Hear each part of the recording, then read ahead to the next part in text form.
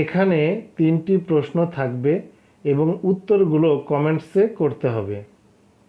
1 নম্বর প্রশ্ন, দশমিক বিন্দুর পর এক জোড়া শূন্যের জন্য বর্গমূলে দশমিক বিন্দুর পর কয়টি শূন্য দিতে হয়? ক 4টি, খ 3টি, গ 2টি, ঘ 1টি।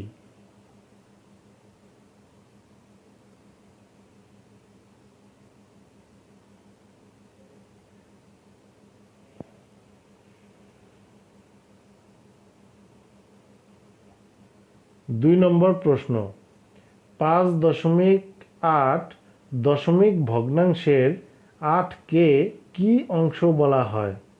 ক অখণ্ড, খ পূর্ণ, গ অপূর্ণ, ঘ দশমিক।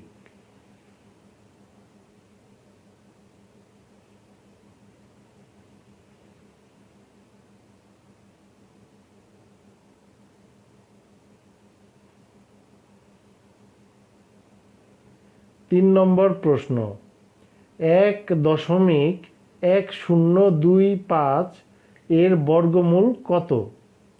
ক 0.05, খ 1.5, গ 1.05, ঘ 1.005।